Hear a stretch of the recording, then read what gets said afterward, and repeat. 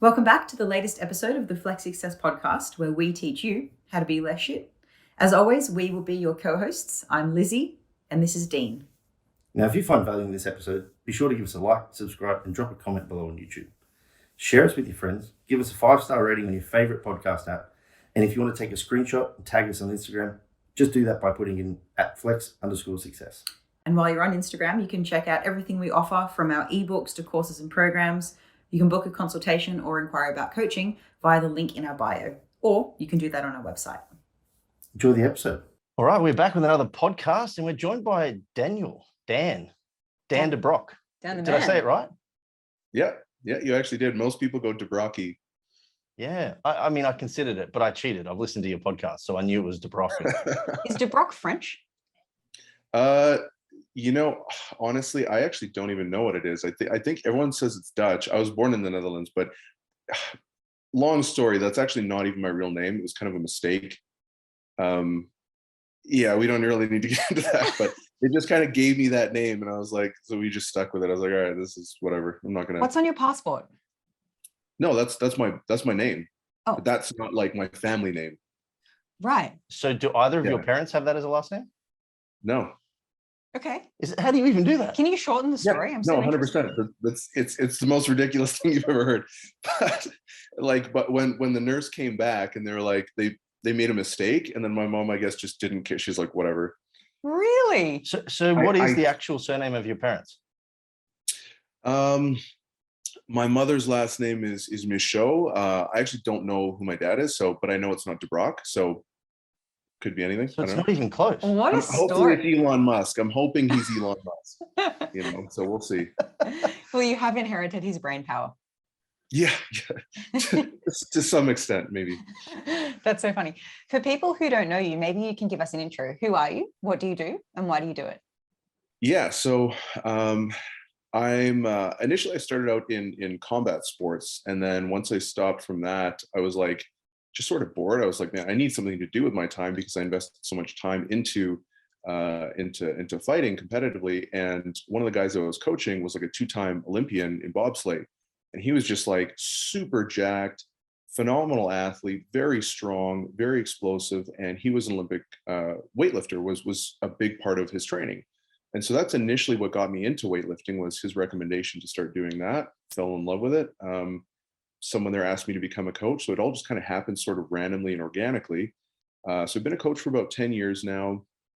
A handful of years ago, I started writing for different publications, and then it got picked up by several publications. But then eventually, I ended up writing for Kabuki Strength. They reached out to me because they liked my articles and asked me to apply for a coaching position. I did. They hired me, and I've been working with them for about 2 years in the capacity of a coach. And then about 6 months ago, they just gave me a ring, and they were like, hey, we think that your skills would be a little bit better suited more towards an education role.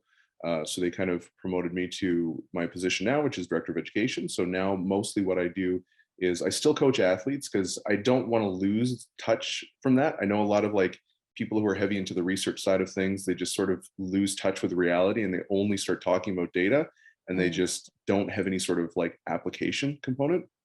So I'm still coaching athletes, but primarily what I'm involved in now is essentially research and development of different educational programs for a variety of different things. So strength training, nutrition, sports nutrition. Right now, we're kind of working to develop a S&C curriculum for MLB teams and things like that. So there's a lot of cool stuff going on. It's a great opportunity for me to learn, grow as an athlete, grow as a coach, and then it's just like always presenting new challenges. So it's pretty cool, and that's probably one of the big reasons why I like it, is it's sort of always evolving and changing. And the more you learn, the more you're like, oh man, I still have so much to do to grow and develop. So yeah, Keeps it's you on kind of your a long toes. sort of it. Yeah, exactly. Yeah, it makes you nervous. Does it make you nervous? I think at times there's definitely a sense of, am I in over my head? But I think that's just always normal. And I think the best thing to do is just sort of bear down and just dive into it, and then do a good job. And if everyone else is really happy, then great, So yeah. Yeah. I think it's cool that a coach pushes past their comfort zone, because that's something we ask our clients to do all the time in various domains, and to trust themselves and build confidence in themselves through proving that they can. And it's cool to see you doing it, because a lot of coaches just sit in their comfort zone and push everyone else out of theirs. So you're practicing what you preach. Yeah, thanks. I mean, I'm trying to, for sure. Yeah, I guess. So tell us about the type of client that you work with. You know, I guess it's kind of changed over the years. Predominantly right now, I work with strength athletes. So more intermediate and advanced athletes, but then I definitely also have some who are just not necessarily competitive, but just wanting to get in shape, wanting to, like, you know, either lose weight or build strength, or they have more like bodybuilding type focuses. So those are predominantly my athletes, are strength-based athletes or bodybuilders, typically in the off season. I don't do a lot of like contest prep work. I don't think that I'm necessarily the guy for that. I'm more so like, hey, let's get you big, let's get you juicy and stuff. And then, you know, all of the peaking and stuff like that is more suited for guys like you who have a lot more experience in that realm. That's the fun part. That's the puppeteer part. Do you think so? Well, it's actually the nerve-wracking part too, because most people want to do a lot when really you only need to do a little. But there's this expectation of doing a lot, because peaking is this like mythical thing that everyone thinks that you can achieve. Yeah. Really, you peaked for like 25 weeks of dieting, right? That's the peaking part. You know, the last bit is just the relaxation part. But yeah, I wonder if complexity bias comes in too, because people think for the best results, I have to do something really complicated. Whereas like, look, it's still a calorie deficit. You still have to just do these basic things. We're just turning up the dial a little bit. Yeah. Like I recently just did an education piece for a company here in Australia called SDC Fit on how to do contest prep. And the tutorial that I gave, which was a 4-hour thing, at the end of it, I talked through peaking strategies. And the guys at the end just went, oh, fuck, there's a lot to think about here. I'm like, there is, but really all it means is you should just probably do nothing. Like, I'm just saying these are all of the considerations that make me say I'm going to do as little as possible. So it's a weird domain, because there's this expectation of clients of you to do lots of shit. So sometimes you almost even have to pander to their wants. You know, peaking is as much psychological as it is the physiological side of things, which is the same with like dietary adherence and stuff like that with clients as well. A lot of it's about conversation, because as we know, it's calorie manipulation, really. Do you have clients, Dan, who, even though you don't do their preps like leading into a show, do you have clients that want to do like really complicated, fancy things, either with their nutrition or their training, when they just kind of need to nail the basics? Yeah, I definitely do. And I think that that's fairly normal, you know, especially if someone has been struggling for a period of time and they come to me. There's usually a level of frustration. They generally, at least, you know, the individuals that I work with generally try very hard. They work very hard. They've got great work ethic. They're really focusing on doing what they think they need to do. Unfortunately, their efforts are just sort of directed in not the most appropriate ways. Right. So they come to me, and because they've been struggling, they assume there's a level of complexity that they're missing, or there's certain strategies that they're not doing, when in reality, it's just a matter of actually pulling away a lot of the unnecessary things that they're doing, and then taking their resources and kind of honing them in on things that are going to actually have a greater magnitude of effect on their actual outcomes. And so a lot of the times, exactly like you were saying, Dean, it just takes that conversation, you know, hey, like, what have you been doing? And then once you kind of have that conversation going, once you have that consistent rapport, a lot of the times you can kind of make suggestions and say, hey, you know, here's what's actually going on. Does this sound like what you've been experiencing? And if you can usually explain an individual's problem better than they can, they'll usually be like, oh my God, okay, yeah, he knows, you know, and they'll think I have some secret, but it's really not. And so it's really just a matter of like communication and saying like, hey, this is what we're going to do. Here's why we're going to do it. Here's what we can expect. Does that make sense? Do we have some buy-in here? Do you have any questions? And then clarifying the situation and why we're doing something, I think, is really, really important. Involving the athlete in the decision-making process, not saying, hey, what do you think we should do? But you know what I mean? Definitely getting their feedback and valuing that, I think, is a really, really important part, because it does build trust. It builds the rapport. And if you have good rapport with your clients, they'll fucking do anything, you know, like They will, but it does take a lot of work and effort to kind of break through initially, in my experience. Sounds like you're trained in motivational interviewing. No, I wouldn't say trained, but I mean, like, yeah, I definitely have like more of a client-centered approach in my own practice. Okay. Just because I think it's so incredibly important. Because I mean, I guess sometimes I put it this way: I might look at other coaches and be like, "Wow, they're so much better than me." You know, they're so much more experienced. They're so much more accomplished themselves, or whatever it is. So how can I get the most out of my own skills, my knowledge, and my ability? And a lot of that isn't about me knowing more, because realistically, I guarantee you guys probably actually only implement maybe 1% of your actual knowledge base with any of your clients. There's so much stuff that I suspect that you guys know that you just will never ever implement because it's not necessarily relevant, but it's just really interesting to you guys, and it has maybe some application elsewhere.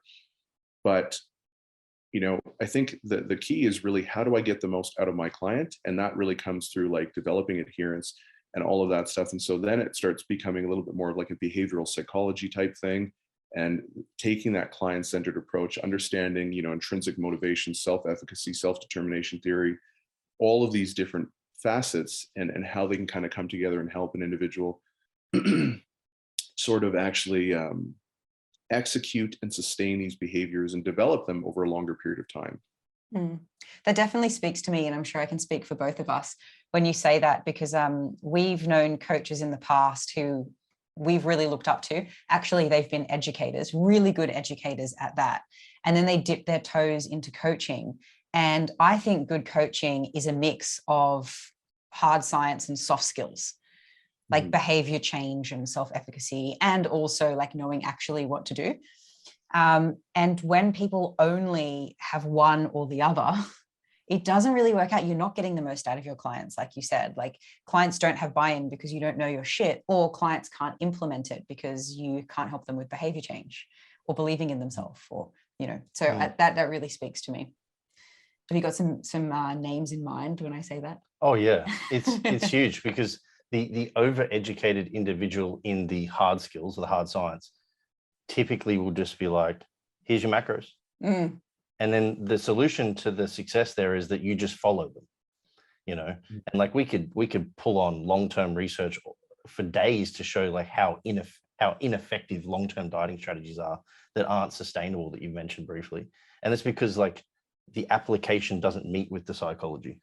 Like the application is the easy part. Like you said, like we're kind of like pulling on 1% of the strings of the things we know from that side of things. It's then how do you implement all of the other soft skills that you've brought up here, which is really cool to hear.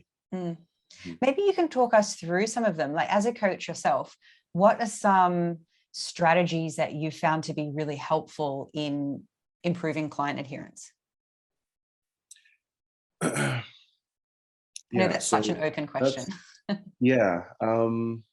So I think I'm going to kind of backtrack a little bit, if that's all right, and essentially just first talk about like the athlete intake or the needs analysis, right? So I think if you do a very, very good job on a needs analysis, the program writes itself and the progressions typically are already at least highlighted, if not already kind of sort of very clear. You know, this is where you actually get them to fill out the forms, you know, whatever questions you might be asking that pertain to their goals or whatever. But, you know, understanding their previous history with dieting, with training, what their goals are, where they're at right now, how much success they've had, what's worked, what hasn't worked.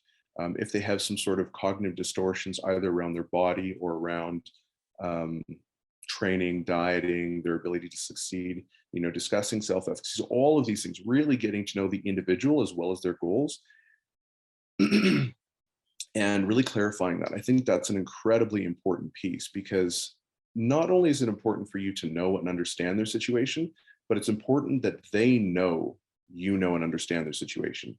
So actually taking the time to sit down with them and go over everything is really important, because what it says to them is, you know, he could have just read my intake form, but instead he said, I wanted to talk to you and get, you know, further clarification on all of these things. And what it says to the client is he genuinely cares. He's a professional, or she's a professional. And it gives them a sense of like confidence in, at the very least, like, hey, this seems different than what I've done in the past, you know? So I think that's an incredibly important piece, is doing a really thorough needs analysis. And once you have that, I mean, it's very easy to identify the bottlenecks, right? And usually the primary issue that I've seen from an adherence standpoint is that people try and go from 0 to 100. They try and go from nothing to a macro-based diet with a nutrient timing strategy, having their supplementation on point, and then going from no exercise to 5 training sessions per week. And the reality is that if we look at each of those things, they're very easy to do. It's like, can you exercise? Yes. Can you put this into your mouth? Yes. Can you not put that into your mouth? Yes. You know, but the difficult aspect is the integration of all these behaviors collectively, and then sustaining that over a long period of time. And one of the examples I like to give as well is to kind of highlight this point is, you know, I was a former boxer and Muay Thai fighter. So I can take an individual who's never fought before and teach them how to jab. And in 2 weeks, that individual will have a really nice, crisp jab. It won't be like super elite, but it'll be really damn good. Throw them into a ring now and have them spar where they're actually getting hit. It's not going to look anything close to what it looked like. Why? Well, because now we have all these external variables that are coming at us, like quite literally, right? We can still hear you. Sorry, our camera's just shut off, Okay. but the audio is still good. Sorry, go on. Okay. Yeah. And so I think when it comes to lifestyle, that's also a huge component is, you know, people always want to start out with the best and they want the most advanced. And it's like, okay, well, like the reality is you're here and you want to get way over here. You know, no one starts up here. So you basically just need to recognize where you're at, where your limitations are, and start there. And sometimes people get a little bit deflated by that because they're like, oh, well, I want to do more. And it's like, okay, but we have to recognize your actual situation. And so communicating that it's not a fault, it's not a bad thing, it's just actually paying respect to the fact that you don't necessarily have that skill yet. You know, if you want to squat 500 pounds, you don't just load up 500 pounds on the bar. It's like, where are you at? What can you do? And then you slowly progress over time. Yeah. And so I was trying to explain it as like an iterative approach. Like where you start is not how you end, but you do need to start somewhere and it does need to be effective. So if we throw you into the deep end, you're going to drown. And that's typically if someone's, especially, you know, in your world of bodybuilding and dieting, most people have tried diets and failed. You know, they've just gone on this roller coaster cycle. And so I think that aspect is a little bit easier to gain buy-in because it's like, okay, well, did it work before? And they're like, yeah, it did. And I'm like, okay, well, then why are you sitting here? You know, if it worked, why are you sitting here? You know, and they're like, oh, because something came up and it's like, exactly. You need to be able to develop these skills and they need to be adaptable to changing environments. And I think that once that conversation happens, then they start to get a little bit more understanding of why they failed, what their sort of triggers are, if they have any sort of relationships with food that need to be addressed, and so on and so forth. And then it's an ongoing conversation, but at the very least, now you have buy-in to the initial stages. And then you can start talking to them about progression strategies. So it's not like, hey, we're going to keep you here in purgatory. It's, I want to see that you can demonstrate this to a very high level of skill and consistency. And then once you execute these consistently, then we're going to move you to the next step, and then the next step, and then the next step. And we're just going to focus on behaviors. We're not even necessarily going to focus on outcomes, because if we focus on the behaviors, the outcomes take care of themselves. And then that sort of gets people off of, it shifts their mentality and their focus away from outcome-based goals into like action-based goals. And I mean, if you look at your calendar and every day you're checking the boxes of all the things you need to do, and you can see how they clearly will take you from where you are right now to, you know, a lean physique or a bigger total or whatever it might be, that starts to really rewire how you think about things. And it starts to give you those immediate feelings of success. You start stacking little wins, it builds motivation, it builds up momentum, and it just kind of starts to grow on its own and reach critical mass, if that makes sense. So Yeah, absolutely. that was a bit of a long-winded answer, sorry, but No, it was a great one. So many threads that I wanted to pull on. I know, me too. So at Flex Success, we think of variables into 2 categories. We've got outcome variables and behavior variables. So an outcome variable would be like scale weight, and a behavior variable will be like, I don't know, daily steps or how many vegetables you ate or something like that. And it's really important for us as coaches, to focus on those behavior variables, because the outcome doesn't always follow the behavior. There's a big lag time. And if we're always like, great, look how much weight you lost. They're like, yeah, look, I had diarrhea and all I ate all week was a few squares of chocolate. Like, that's not going to serve you very well. But if the behaviors were right, even if the results don't come that week, there's just a lag time. They will eventually. So we definitely agree with you there. There are so many threads I want to pull on. I guess one of them is to do something well, you have to do it shit first. And we know that if you put someone in a boxing ring, or they're trying to learn a guitar or learn how to sing, like, you're going to be terrible at first. And we sort of laugh off the mistakes when we're trying to learn the guitar, or when you're learning boxing or something. Like, you expect to be punched in the face more often. But when it comes to dieting, for some reason, people just, their confidence just corrodes at the first mistake, and it's a real shame. Yeah, because I mean, they got before and afters plastered in front of their face. And I think a lot of the time people are far too focused on extrinsic motivators to get them started. Like you said, like, people come to you with this idea of needing this complex intervention in order to make change. And you're saying, well, hang on, let's just step back 50 miles that way and focus on the process. And it's because most of these people are looking for something to drive their motivation without really thinking about, like, what are their values, and why have they started this, and why have they failed before, and why do they not want to fail in the future. As a quick anecdote, I had a client back in the day, or a customer, I should say, who actually had gastric sleeve done for him, and he was a 200 kilo plus individual. This is when you worked in sports. That's when I worked in sports supplements. And in order for him to basically drive his initial behaviors towards a positive outcome, he had to come in and spend $250, $300 in supplements. And I'd speak to his wife and I'd tell her, do not let him do this. He doesn't need them. And she was like, if he doesn't spend the money, he doesn't change the action. I'm like, this is not going to work long term. And for 2-3 years, he would just keep coming back every 6 months. I'm starting again. And it was that extrinsic motivator of, I'll spend the money, then I'll do the action, as opposed to asking why he actually wanted to do the action to begin with. Oh, that's such a shame. Dan, when you were talking about, keeping it simple and doing the basic things first and then adding complexity, I was thinking of this phone call I had with a girlfriend recently who just can't be consistent with the gym. And I'm not her coach, I'm just her friend, so I'm just listening. But she was telling me that she's found the secret, the solution. What she needs to do in order to get to the gym is find a training program that's built around the different stages of her menstrual cycle. And she needs to change the rep ranges based on what, like, phase she's in. And I was thinking, like, well, consistency doesn't love complexity. Don't we want to keep it simple and make it flexible enough that you can do it during different phases of your life? But anyways, that just screamed at me when you were saying the answer. It was the answer. Yeah, it's because our training program wasn't complicated enough. Probably. I mean, if she has the answer, can you tell her to text it to me? Because I'm not aware of this, apparently. It's timing everything around menstrual irregularity.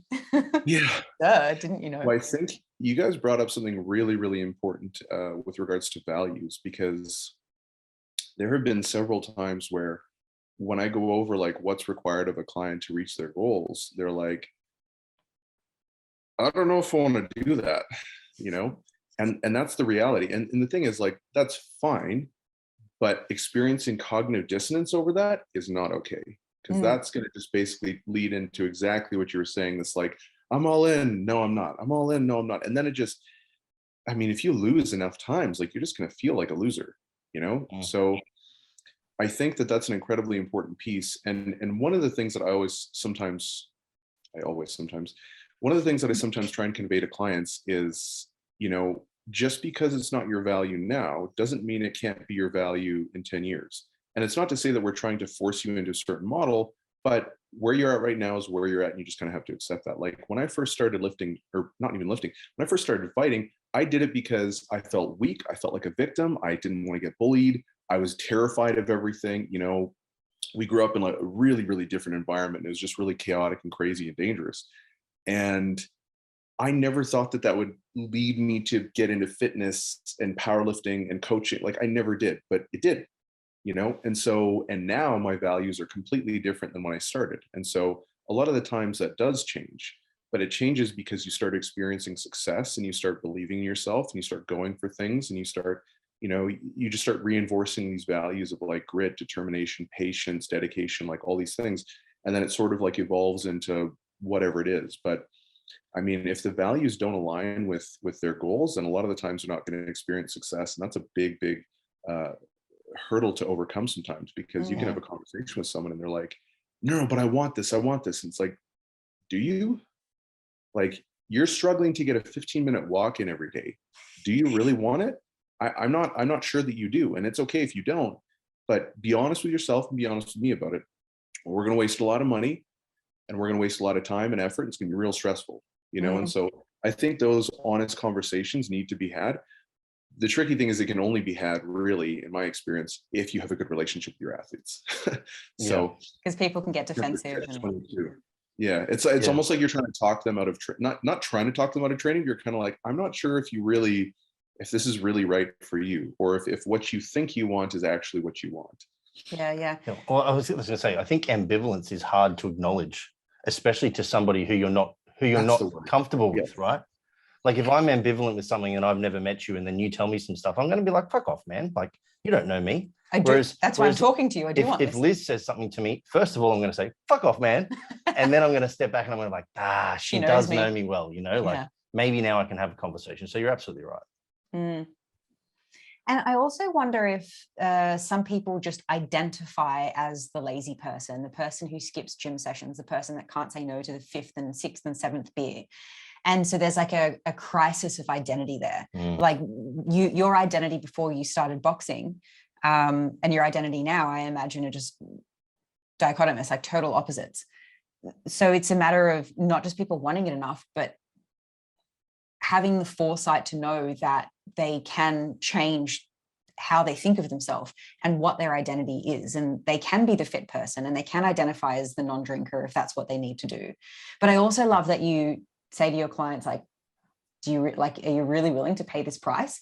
And I see that as just informed consent, which is part of ethical coaching. Like, yes, you can get to this goal, but it's going to mean that you have to give up this, and this. Like, you sure? And that's what we should be doing, really, for everything. Really. Like, imagine going to the doctor and being like, hey, I really want to get rid of the rash under my armpit. They're like, cool, take this drug. You're going to shit yourself, and you'll probably have suicidal thoughts, but it'll get rid of the rash. Like, you want the doctor to tell you what's going to happen in order to reach your goals. So you can make an informed choice, yeah. Right, yeah. So how do you go about getting somebody from this, you know, current mindset of I am potentially X person, you know, I am the lazy person who doesn't go for walks in the morning, to then, we know this particular behavior, this health-seeking behavior may benefit you long-term for your goal. How do you sort of navigate that discussion or navigate that process? So this is something I heard from Dr. Lisa Lewis. I'm not sure if you're familiar with her, but she said this phrase, and I absolutely love it, and so I steal it all the time. She said, like, is it a fact or a feeling? And so a lot of the times when I'm having conversation with clients around these things, you know, they'll say, oh, well, I do this, I'm this and this. And I'm like, okay, well, how do you know that? You know? And a lot of the times they don't. And a great example is I have one athlete who, she's a very high level athlete, and I always use her as example. She's probably gonna hate this in podcasts or anything. She's a high level athlete. She's also a very good friend of mine, but she also has like a lot of ups and downs. She's got a very busy life. She's, you know, working, she was in school, she's got all this stuff going on. And sometimes little things can kind of throw her off. And so, you know, she'll come into the gym, she'll be like, oh, I can't do this. Like, I'm not getting any better. And I'm like, okay, how do you know that? She's like, well, I don't know. I just don't feel like I'm getting any better. I'm like, okay, well, let's look at your training log and see what that says. It's like, well, you know, last week you hit a 20-pound PR on your squat. The week before that, you hit a 7-pound PR on your bench. The week before that, you hit a 3-rep max with this much, you know what I mean? And so I'm like, so are you actually not getting better? She's like, well, no, I just feel frustrated about this. I'm like, oh, okay. So that's different.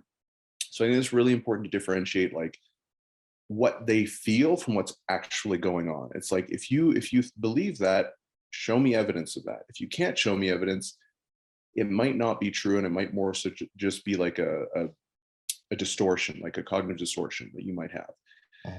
And that's fairly normal. We all sort of have it, you know. And then beyond that, I think it's really important to also just discuss, like, to give them small wins, and to give them small wins on a very regular basis, because self-efficacy is predicated on your ability to succeed, to successfully execute a behavior and get the desired outcome, right? Like, if you're constantly losing in soccer, you're like, man, I'm kind of a shit soccer player. You know, maybe I should do another sport. And then maybe you try another sport and you're great at bodybuilding, and then you become a freaking IFBB pro, right? So stacking wins is incredibly important for building up self-efficacy, self-belief, and then it all sort of like feeds into itself and becomes a sort of like positive feedback loop for productive behaviors, adherence, all of this stuff. And it's not to say that there's going to be no hiccups, because you're past that point, but you know, there's going to be a lot more momentum going behind them, and they're going to start to believe in what's possible and that they can do it and all this stuff, because you're just giving them small wins, and you're educating them along the way so they can actually like tie those things in. They're like, I understand how me going and getting X amount of steps per day is contributing to you know, appetite regulation, weight loss, energy expenditure, how I understand how it's improving my aerobic capacity and actually helping my recovery with my performance and training. I understand all of these things. And then every time they're checking the box, it just reinforces that, hey, I can do this. I can do this. And so if you can give them small wins every single day, we don't need to wait 4 or 5, 6 months for them to lose the 30 pounds or for them to put 10 kilos on their squat or whatever. You can start giving them those things right now. And that's way more important than just trying to tell someone or convince someone they're not a piece of shit. You know, like, they actually need to do something about it. And that's really, really important, because a lot of the times people are coddled. And like, I'm not a big fan of coddling. I don't like doing it. You know, so it's like, people need to earn the right to feel a certain way. Like, if you don't, like, if you feel like you should be getting a better result, it's like, okay, but why aren't you?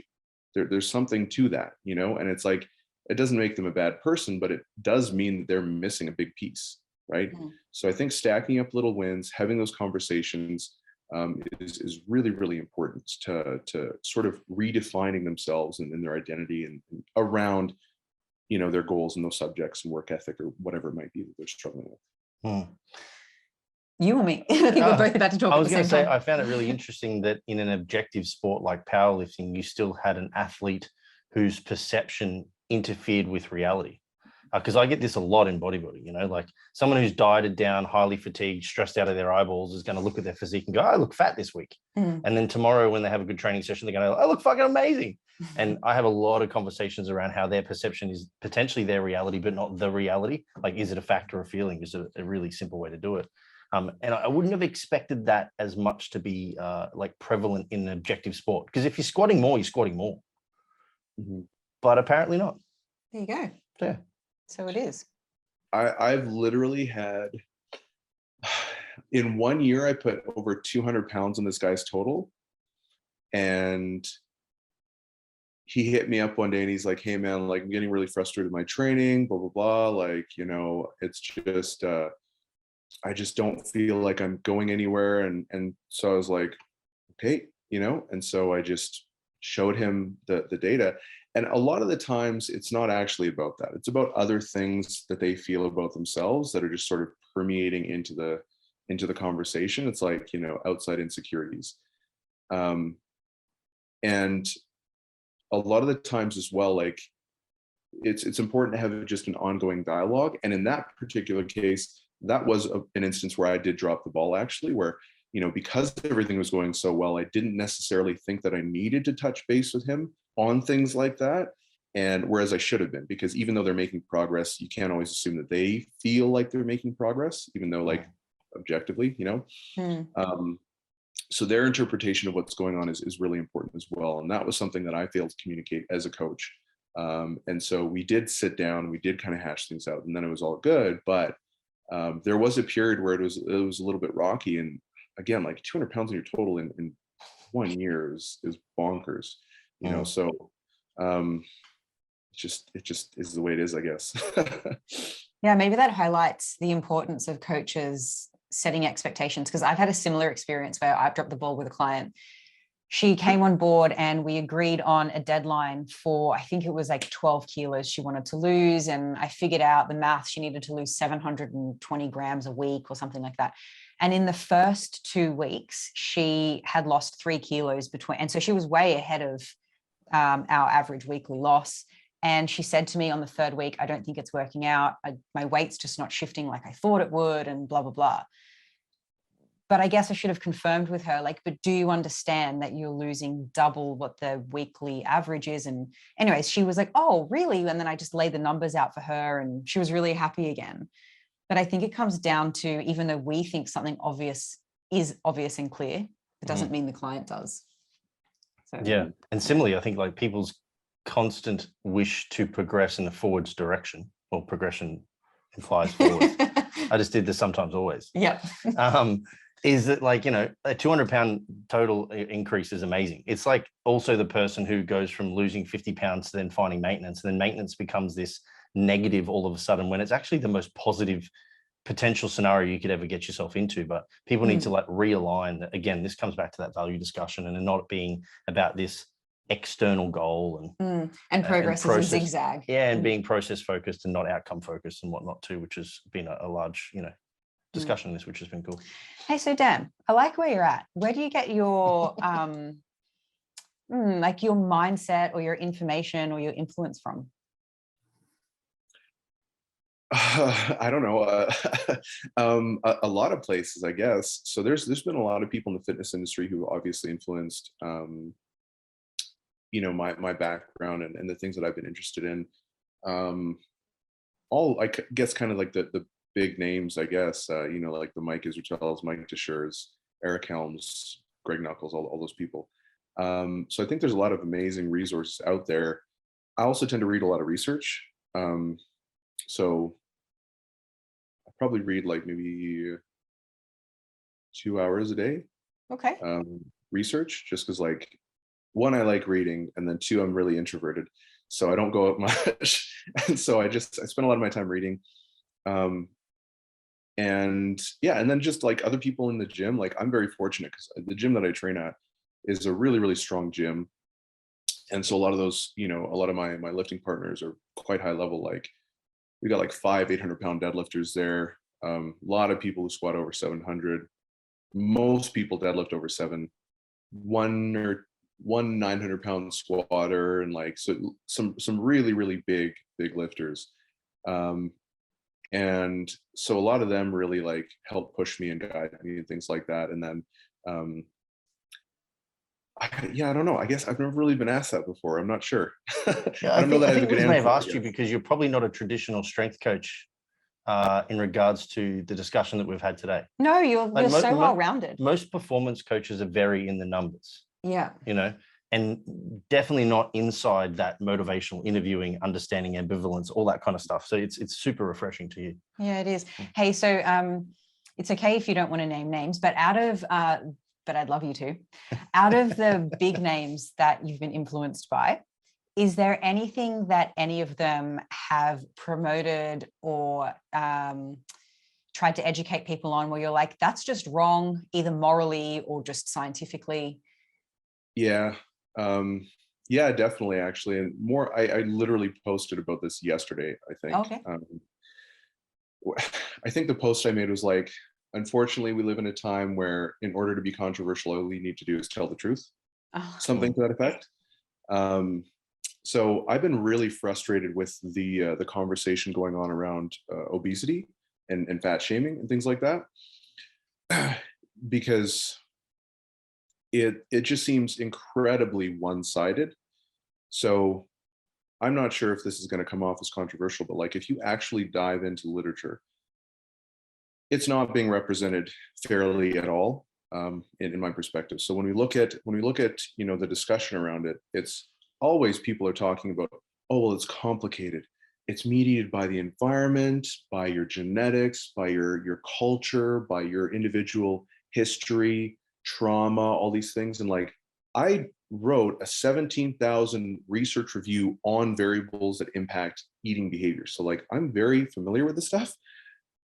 But at no point, and this is the kind of part that annoys me, at no point are they actually just talking about, hey, here's what you can do in spite of that, in spite of there being all these things that are potentially, working against you. Even though we have, let's say, like this much control, that much control we can do a ton with, like a ton. And there's a significant lack of emphasis on personal responsibility that is really, really detrimental. And that's actually starting to become more apparent even in the research, where people who are obese and are overweight don't actually see themselves in that light. And that actually tends to perpetuate an increase in the prevalence of obese individuals. And actually, who I've been really, really have really enjoyed lately is Jackson Payos.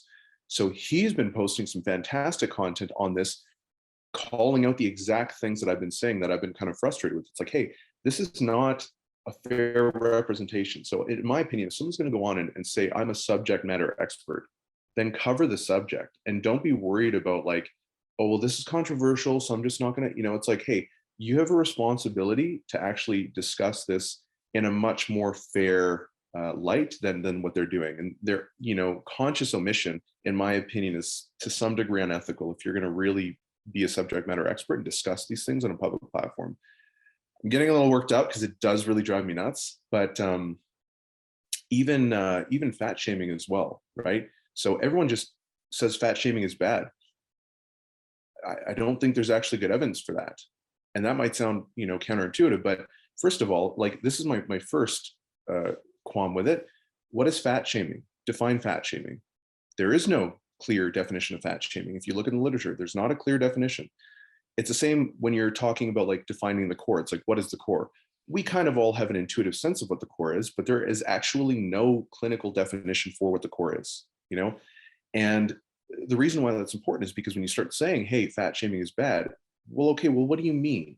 Because the only definition that I've seen is very, very broad and literally even includes intentional or unintentional observations that are factual about an individual body weight.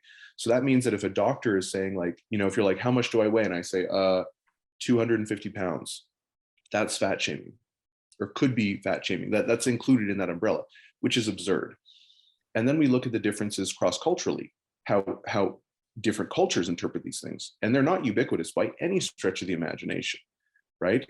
Then we look at internalization and the differences between males and females and how much they internalize their physiques and their body image. And there's actually research that shows that, women actually for women, quote unquote, fat shaming actually does tend to have a positive association with higher BMIs. But for men, it's the inverse relationship.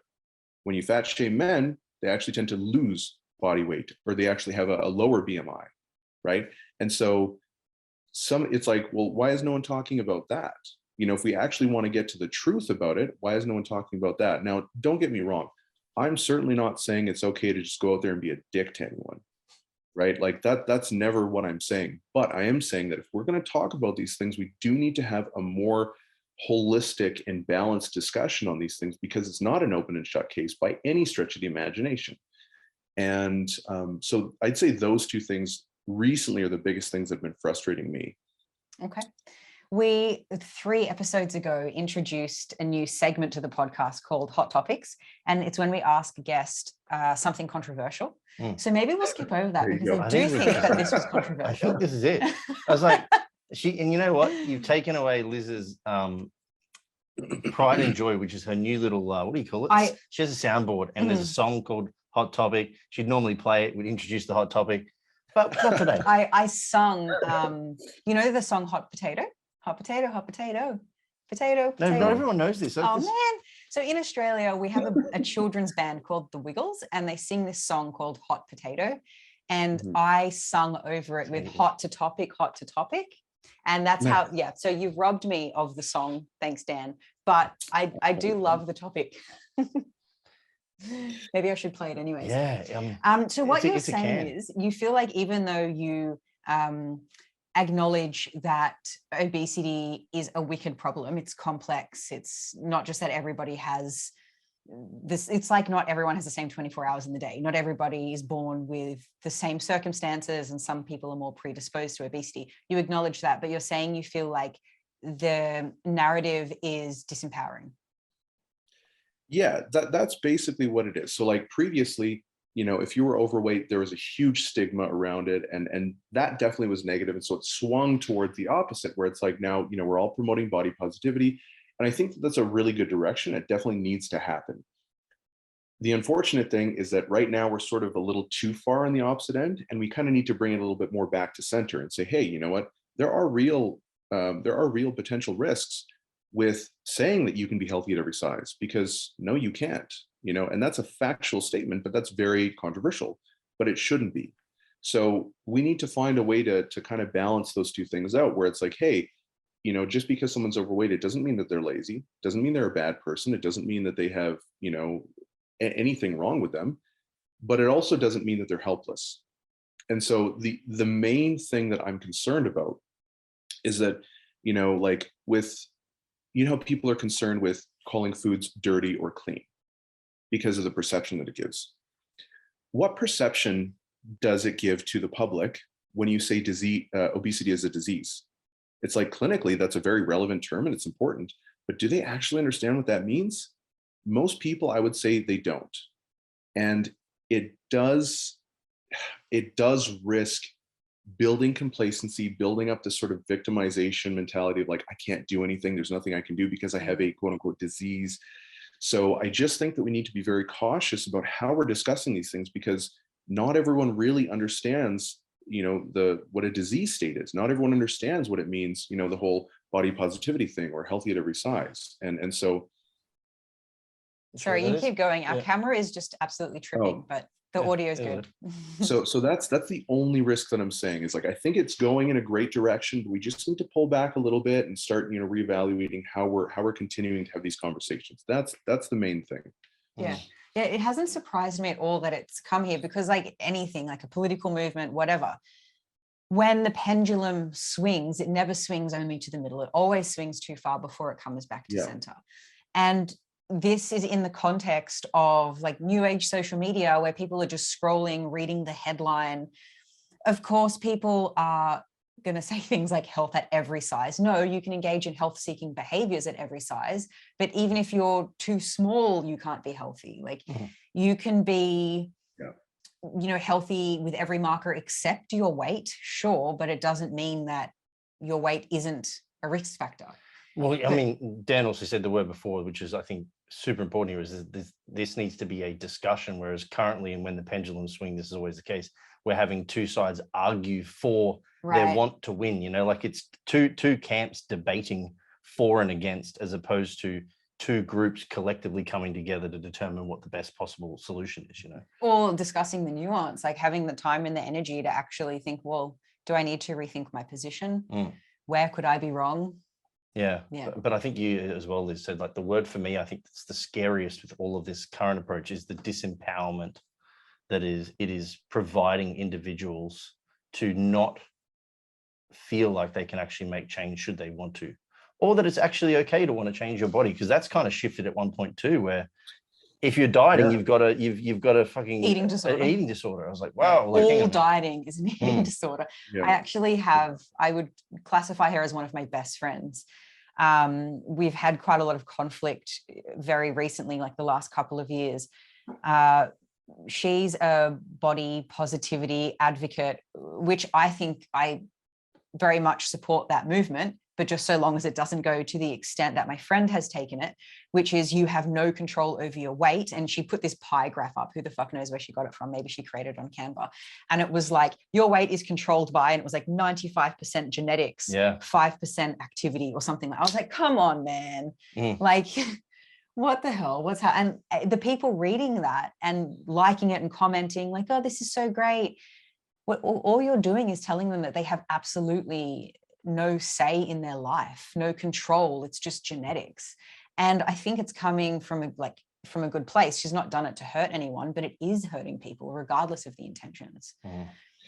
Yeah. And that's the difficult balance, right? Because like, even when you're talking about genetics to some degree are, I don't want to say malleable, but there is an element of like an environmental stimulus that can change how your genetics actually start to express themselves, obviously.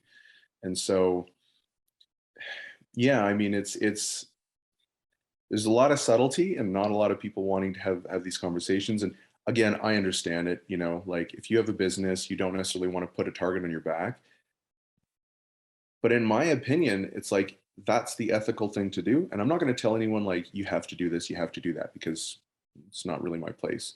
But just for me, that's sort of what I think is probably the thing to do around this, because ultimately that's what needs to sort of push things back into a little bit more of a neutral zone where people can actually have more productive conversations without being afraid to be ostracized or criticized or called fat phobic or whatever it might be. So But there's a difference between, like, because when you're saying that you're not against fat shaming, just to be clear for listeners, you're not saying that you should say to someone like, oh my God, look at your stomach. It's just maybe like pointing out the fact that they may have an easier life with less risk if their body fat came down a bit. Is that right? so I wouldn't say that I support fat shaming at all. Okay. You know, just yeah, to be clear, if that's what I said, then that was definitely me misspeaking. More so what I mean by that is just like people talk very definitively about these things as if it's like an open and shut case, whereas it's not. And the reason why that's important is because we actually want to understand how these things are associating with an individual, their propensity to gain weight, their propensity to sustain a certain, you know, level of healthy weight. We need to really understand all the factors that are driving these behaviors and that are driving these outcomes. And so to simply say like fat shaming across the board is bad, what do you mean by fat shaming? Is just simply weighing someone fat shaming? Because under the actual research right now, yes, that is. Right? If someone feels or interprets something a certain way, that is actually classified as fat shaming. So it's way too nebulous. And we need to understand, like, for instance, why is there a difference between male and female interpretation of these criticisms? Right? That's important. If we actually want to help men and women, we need to understand the differences between them in order to actually come to an effective solution that's able to be applied individually with a higher level of precision and effect. So it's like I'm not sitting here, and if that's how it sounded, I got to correct myself again. I'm definitely not saying, hey, go out and, you know, fat shame people, whatever. I'm just saying that it's not as cut and dry as people think, and we need to understand the nuance, and we need to really discuss that if we want to get to a more productive solution for all of this. Gotcha. Love it. Yeah. Maybe, yeah, I wasn't trying to say that you were saying fat shaming is okay, but I think I was just trying to clarify what you meant by what would be a helpful form of that. Yeah, which is first trying to define what it actually means to fat shame. And without the definition, we can't create any form of dialogue or even action in order to determine whether it's got a positive or a negative outcome. Maybe it's got a neutral outcome. It could have both. But the point is here is that you're saying is we need clarity. And with clarity, we can have discussion, and that this isn't an argument. It's a matter of figuring out like what can we best do for everyone on a general consensus. Yeah, love it. This could become the whole podcast. The hot topic is usually like a short, sharp. No, it was good. That was good. Oh man, that's a topic that I think you could unpick forever and ever. Now, because we want to be respectful of your time and time is getting on, perhaps we can ask you to wrap us up with a less shit tip. If you had to send the listeners away with one tip on how to be less shit, what would that be? I guess I'll give two. The first is take a high degree of personal responsibility for things. If you don't take responsibility, you can't affect something. If it's out of your control, you can't affect it. But if you adopt responsibility, you can have a massive impact on your life, just in any realm. And the second thing would just be start slow and start with where you're at. Like you don't need to go from 0 to 100. 0 to 1 is perfectly fine, because 1 leads to 2, 2 leads to 3, and so on and so forth. So that's what I would say. I love it. That's great. And can I add to your responsibility comment? Sure. Yeah, of course. No, absolutely not. Yeah. This is mine. Mine would be that it's your responsibility to improve your life, but it's not necessarily just because something isn't your fault doesn't mean that it's not your responsibility to recover or improve or progress. Because often like I've had clients in the past who take responsibility for things that aren't their responsibility, like they eat because they've been sexually abused and they don't want to be seen by men, for example, and they feel like it's their fault and they're like so silly for putting themselves into this position, and it's the responsibility of the wrong things that put them in a hole. So taking responsibility of their next best step is what you're talking about, not necessarily responsibility for circumstances that were not within their control. Yeah, absolutely. That's much better than the way I said it. No, So I love what you said. I've just recently been thinking about this whole idea of, because I listened to your podcast before you came on, and you mentioned that you started fighting because of PTSD. Is that right? No. No? Okay. It's just that PTSD impacted your eating behaviors. Well, yeah, I had PTSD, and so there's yeah, it definitely did impact my eating behaviors, among other things, I guess. Yeah. Okay. Yeah, cool. And so you took responsibility for how you changed your eating behaviors, but you didn't necessarily like accept responsibility for the things that led you to that condition. Yeah, no, I mean, that stuff's outside of my control, right? But understanding and being aware of it was really helpful, because I'm like, oh, okay, I understand, my behaviors now. My life makes a lot more sense why I'm experiencing these things. So what can I actively control? And then that was sort of the discussion for me. Yeah. How powerful. That's cool. Do you know many other people in similar situations who haven't been able to take the best action? Yeah. There's a couple individuals in my family who we had a very, very different and difficult sort of upbringing. Our environment, it was quite bad. And so unfortunately, some of my siblings just ended up in a very bad place. My one brother's in prison, unfortunately. And so, he was a kid when he went to prison. Now he's like 40 something, so it's like, unfortunately, it's not great. And then, there's other people that I definitely know. And I've tried to get involved in like certain outreach programs, mostly for like youths, because I think that's a huge thing. Is like where you can really impact someone is by like preventing a lot of this stuff. And so yeah, it's tricky. It's really tough. I certainly am not an expert, and I don't know the answers, but there's people out there who really, really struggle with certain things, and they just need help. They need the resources, and yeah.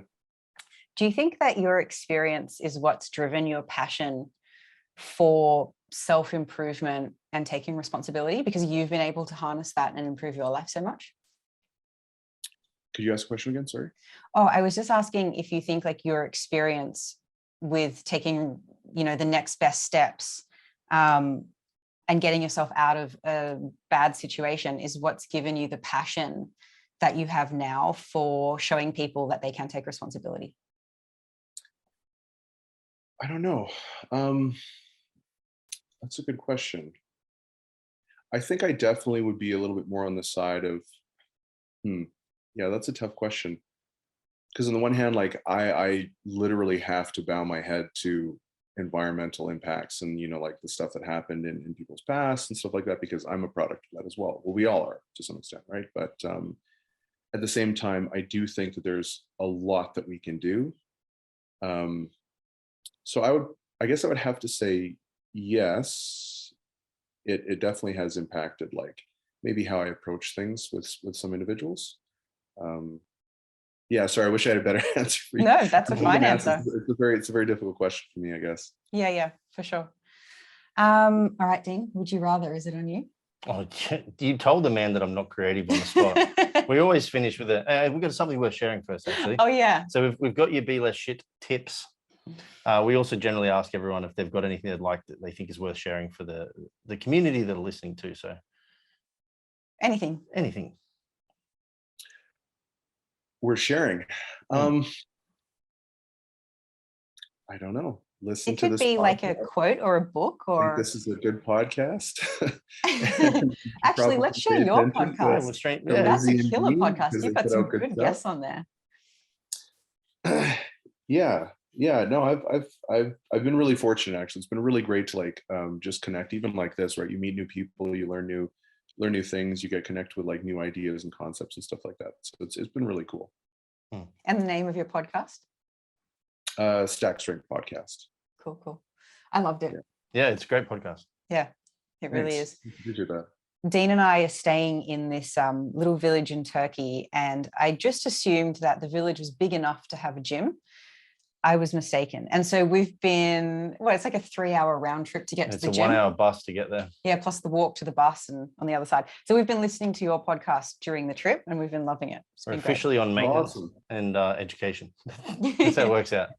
Maintenance, training, education, basically, as much as we can. Yeah, but because of the recent bout of food poisoning, which we spoke about before we started recording, it's Wednesday.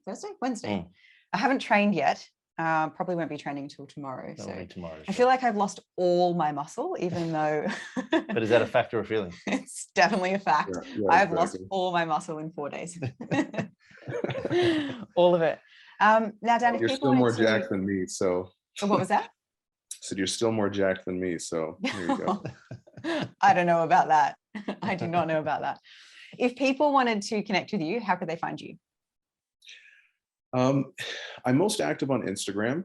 If I didn't work in the fitness industry, I honestly would not have social media, but I'm very active on social media. So if anyone sends me DMs, I always get back to people. Give it a little bit though, because at any given time I have like 70 DMs. So I just always kind of have to take time rolling through everyone. So that's Daniel_DeBrock. I have a YouTube channel, Daniel_DeBrock. That's pretty much it. Okay. Yeah, Cool. I have a Facebook, but I'm on there maybe once every 3 months. So That's for a family that you don't talk to. yeah, exactly. Will you answer really personal prying questions like the one I've asked you today? No, actually, that caught me off guard, and I said it, and then as I was talking, I was like, "Shut up, shut up, shut up." I'm generally a very private person. Okay. Even the people who know me, I don't really know much about me. If I'm being honest. Well, I thought it might yeah. be okay to ask because you mentioned it on your podcast. So I thought that it would, yeah. So I hope I didn't put you on the Oh spot. no, that's totally fine. It is. Let's what it try is. and one up it though with a would you rather. Now Well, you're on the spot. hang on, let me share with you. I also have PTSD, Yeah. if that makes you feel more comfortable. And I'll share that with the audience. And I started jujitsu as exposure therapy, which was scary as shit because my biggest fear is like just flying hands and generally men being near me. So that was horrifying. So I hope that maybe me sharing makes you feel more comfortable about sharing too. Yeah. Yeah, there's exposure Oh, therapy, and then there's Liz who just decides to jump in the deep end without arms, legs, and floaties. I tried to do it the smooth way. My Yeah. psychologist said that I should just sit through a movie with a violent scene that's on. And like, even though she knows I'm going to have a panic attack, just like sit there, remind yourself it's on the screen and nothing scary is happening here. And we even I went through and curated like a few scenes, like this one's like not too bad. This one includes this kind of dialogue, this one, and so that it could be even different levels of exposure. And she's like, nah, I'm going to jiu-jitsu. Well, I tried to do the movie thing and I just like freaked out every time. And my choice was either like accepting Sink or that swim. for my life or Yeah. doing something that I couldn't run away from, which is some man pinning me down until the buzzer goes off. Responsibility. So And responsibility. Some people are just like that though. Like I'm the same way. I'm like, let's just get this over with. Just rip the Band-Aid off. Come on. Yeah. So, that makes sense. Yeah. I think that might have to be the heading for this one. Something about responsibility. Perhaps. Accepting I responsibility. think the heading should be Dan agrees that you should fat shame everyone. That is the name of the Yeah. podcast. Yeah. Thanks for taking my career, guys. Appreciate it. Well, thank you for coming on. It was really fun chatting with you. He's not getting away without a would you rather. Oh no, sorry. Okay, Yes. would you rather? I'm gonna forewarn you here, man. This Okay. could go any direction. Would you rather have to be really direct with your clients about the way that you say things? You can't be like sensitive and try and come across in a way that would appeal to their sense of rapport with you. So too direct, or be so soft that results suffer and you're not really helping your clients build dependence. Independence. Too direct. Oh, independence. Yeah. I'd rather be too direct. Okay.